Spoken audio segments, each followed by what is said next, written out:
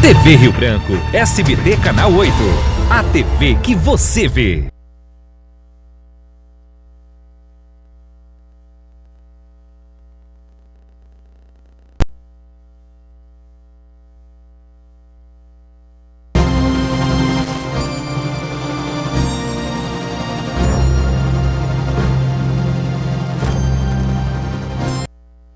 Olá, amigos da TV Rio Branco, são 11 horas e 15 minutos no Acre. Estamos começando mais uma edição do RB Notícias ao vivo, aqui no canal 8.1, Sistema Brasileiro de Televisão, seu SBT.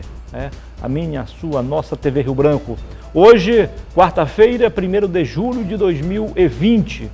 A partir de agora, até às 12h15 da manhã, eu e toda a equipe aqui do RB Notícias tentaremos levar até você o melhor da informação local, nacional e internacional, para que você saia de casa bem informado. Aliás, para que você fique bem informado, você que está em casa, né, em tempos de pandemia, quem não trabalha no serviço essencial, está em casa, está no chamado isolamento social.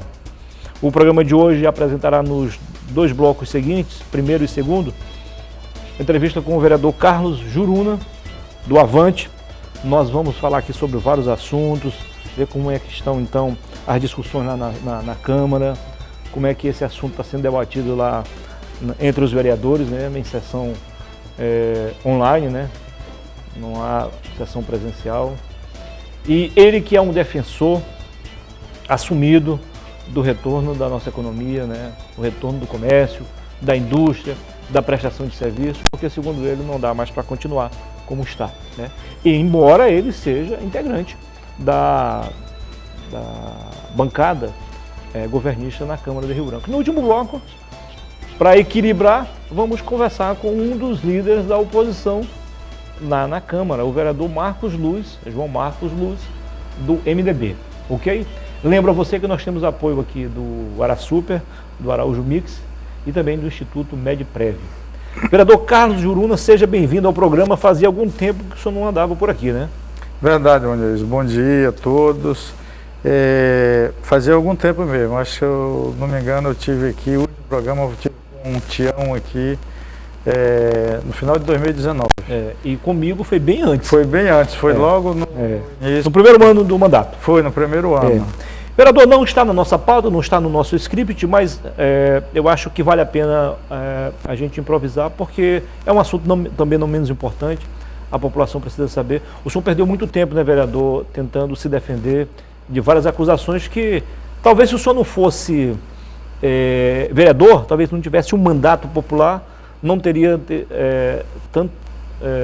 não teria sido tão incomodado, tão acossado pela justiça, né? Olha, é verdade.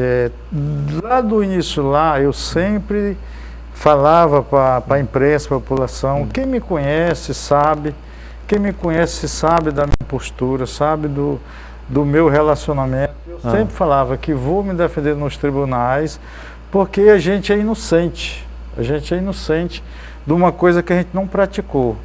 E estamos vencendo. A gente passou um ano muito atribulado. O ano de 2019 foi excelente, eu fui o campeão em projeto e anteprojeto na Câmara Municipal de Rio Branco.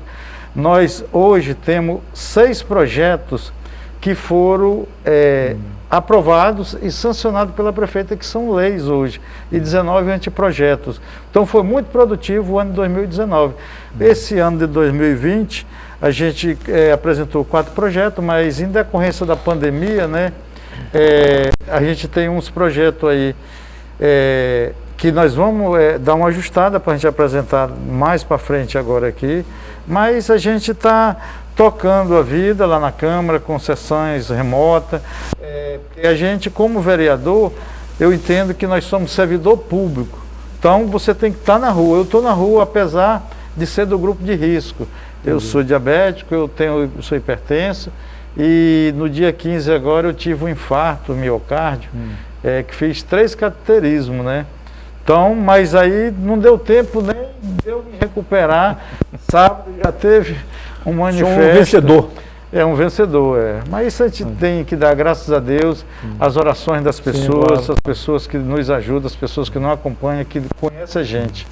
O PSL, o partido pelo qual o senhor foi eleito, elegeu 2 vereadores, o senhor e o vereador Emerson Jarudi. Nenhum dos dois está mais nas fileiras do partido. O Jarudi hoje é do MDB e o senhor está no Avante, que tem pré-candidato a prefeito, Jarbas Soster. O senhor, lá no início, quando o senhor enfrentou aquelas dificuldades, o senhor teve apoio dos vereadores ou a maioria acabou lavando as mãos? Não, eu tive apoio dos vereadores, sim. Exceto um ou dois, mas eu tive... Normal isso. É normal isso.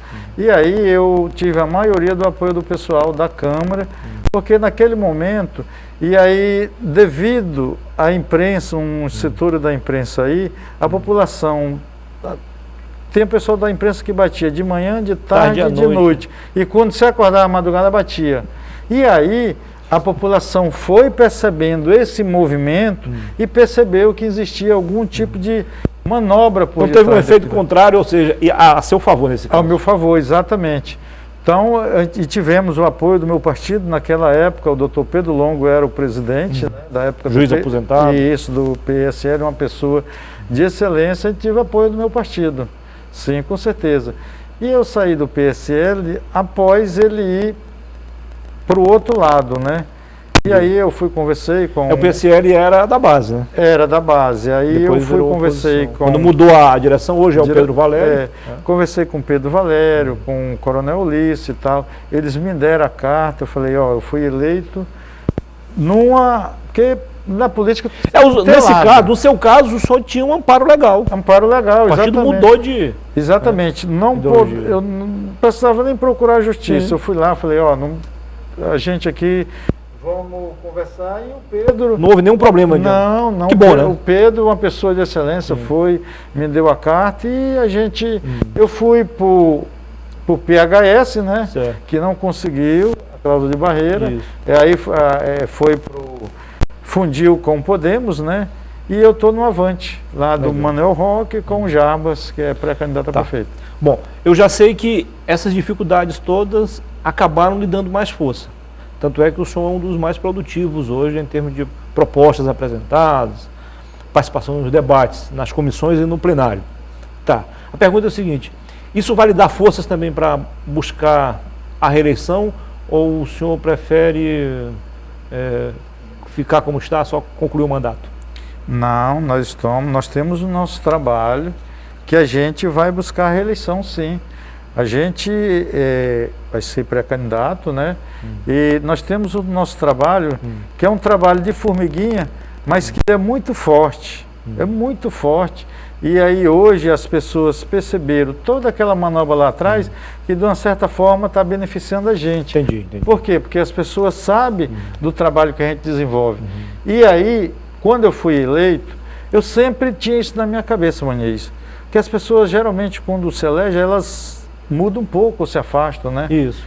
Eu falei, não vou mudar por quê? Eu ia perguntar isso, aquele grupo de pessoas que ajudou a construir a sua vitória. É evidente que teve alguns votos isolados por aí em alguns bairros, mas os camelôs, os pequenos comerciantes, os pequenos investidores, os empreendedores, acho que acabaram sendo a base da sua eleição. Esse pessoal ainda está fechado? Tá, com certeza. E cada dia que passa a gente está fortalecendo, porque eu não saí de lá. Eu tomo café e almoço ali com os comerciantes no entorno do mercado. Entendi. Vou para o mercado daqui da estação, frequento os outros mercados, as feiras de bairro. Então a gente não largou a nossa origem. Entendi. Porque o importante é você não largar a sua origem, porque na proporção que você larga a sua categoria, aí você dispersa, mas nós continuamos lá, com certeza. Além do senhor, quem mais defende assim, abertamente a classe dos pequenos empreendedores na Câmara? Olha, tem vários vereadores, né? Tem vários vereadores, tem o João Marcos, né? Vai ser entrevistado daqui a pouco. Exatamente. Que defende. A gente defende... Nós somos contra, para a abertura do comércio, o isolamento social, porque na realidade ele não acontece. Se você for... Nunca aconteceu, na verdade. O bairro inteiro está tudo aberto. O centro está lotado de gente. Então, o que a gente defende é o distanciamento social, que é diferente... Sim, claro. Claro. Porque aí eu me protejo. Você tem razão, o isolamento sem distanciamento, ele não existe. Não existe. Ele tem efeito contrário. Existe, então é um negócio contrário.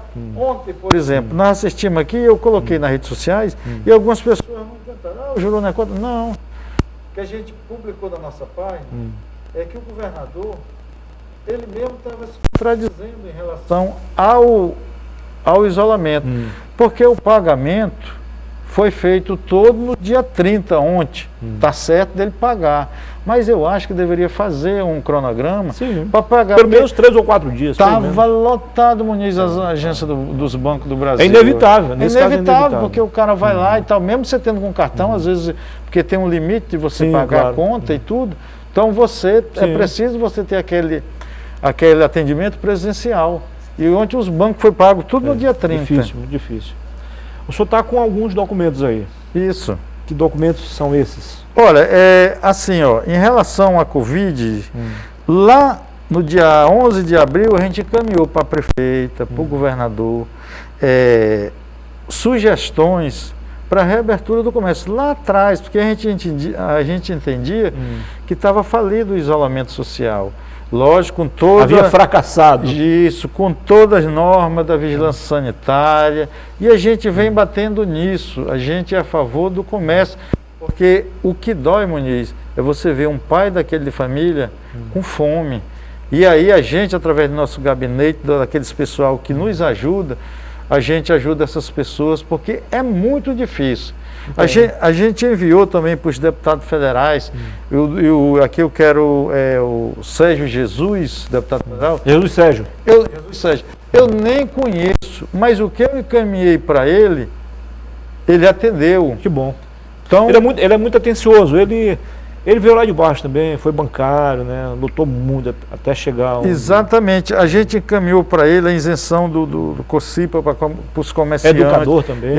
Dos comerciantes, então a gente fez muita coisa nesse período. Eu tinha umas emendas que era direcionado para a Liga de Quadrilha, o evento junino, das festas juninas e tal, das quadrilhas se apresentarem e tal, no valor de 38 mil. Como estava represada, que não vai ter, isso, que era agora em junho agora, já passou. E eu redirecionei para a Secretaria de Saúde para comprar medicamentos para a saúde, porque é uma emenda da gente que ela estava represada. Se ela não ia ser utilizada, eu redirecionei ela para a Secretaria de Saúde. Então, são muitas coisas que a gente sugeriu, como a implantação de caixa d'água ali no terminal urbano, com pia, para higienizar as mãos das pessoas, porque ali o fluxo é muito grande. Nem todo mundo tem dinheiro para comprar álcool em gel. Exatamente. E ali as pessoas passam ali no terminal ali, e ali colocando, com a parceria da gente colocar ali água, detergente e tal, essas coisas todas. A gente sugeriu isso para a prefeitura, para que fosse a tarifa de energia dos comerciantes, porque na realidade o pessoal está fechado lá, tá aí, ó.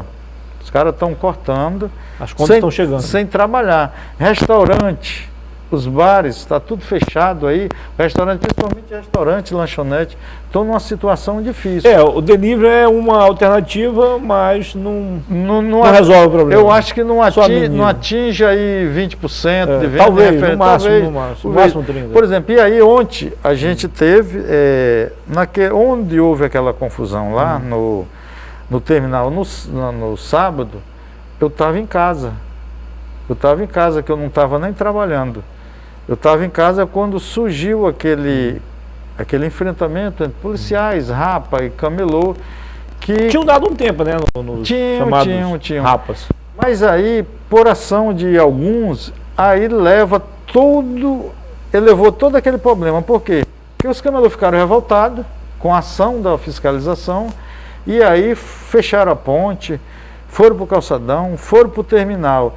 Eu tinha uns exames para pegar, que o Eduardo Faria me passou, uns exames. Aí eu fui pegar e desci lá. Cheguei lá, era 11 horas.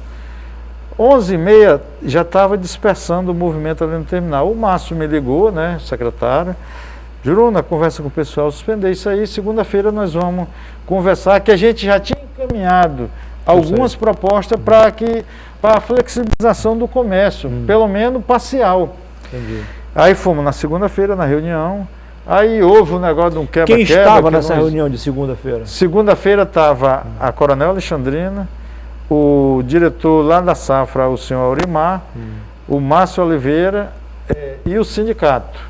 Eu, o Gêmeo Ferreira e o Jorge. Isso. O Jorge. Que ficou definido nesse encontro? Daí a gente apresentou as sugestões, nós Isso. fomos ver, porque estava havendo uma parte muito forte do Rapa, naquilo lá, a gente pediu que fosse mais sensível, porque as pessoas que estão ali estavam passando por dificuldade. Não era porque não é bom você não estar no meio da rua ali porque está vendendo beleza, não. É porque a dificuldade bate na porta. Claro. E a gente pediu que retirasse, fosse pedido que retirasse aquele monte de policial ali, que a gente não é bandido. A gente é trabalhador, estamos passando por dificuldade.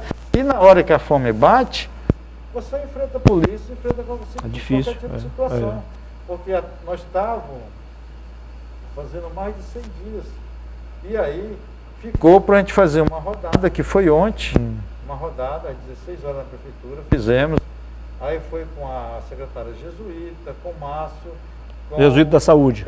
Com o Márcio Gabinete. O doutor Oswaldo Leal, membro do pessoal das feiras do bairro, da Economia Solidária, o seu Carlos da Voga, né, que é lá do Mercado Velho, e as mulheres empreendedoras, né? E aí a gente fomos debater como a gente vai reabrir. E aí saiu uma minuta, que vai ser provavelmente extraoficial, publicado na segunda-feira, de uma abertura parcial, ou seja, e aí a gente conversou com a prefeitura, porque tipo assim, tudo é novo, precisa ser divulgado na televisão. Claro. Por exemplo, os camelô ali, aqui tem a minuta aqui, ó, que nós vamos sair. Vamos fazer o seguinte, a gente vai fazer um intervalo comercial e na sequência o senhor fala mais sobre a minuta, tá bom? Tranquilo. São apenas 2 minutos. Até já.